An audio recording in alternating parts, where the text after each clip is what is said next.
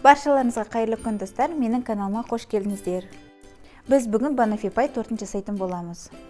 Ол үшін ең бірінші печеньемізді үгітіп аламыз. Жақсылап үгітіп алғаннан кейін ерітілген май қосамыз.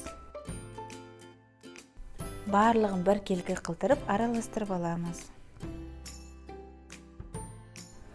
Бір келгі қылтырып араластырып болғаннан кейін формамыздың астына тегістеп саламыз.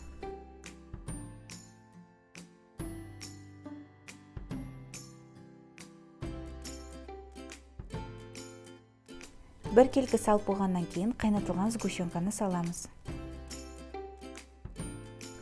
Енді бананды жұқылап турап, үстінен салып шығамыз.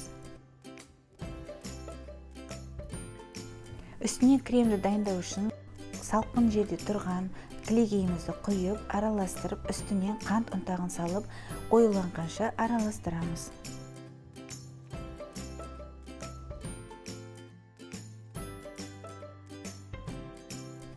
Енді тортымызды әсемдейміз. Кремді толығымен жағып болғаннан кейін үстінен какао себеміз.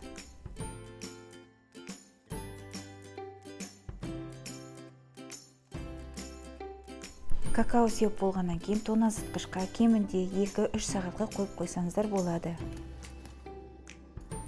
Тез әрі дәмді дайындалатын Банафи пай тортымыз дайын.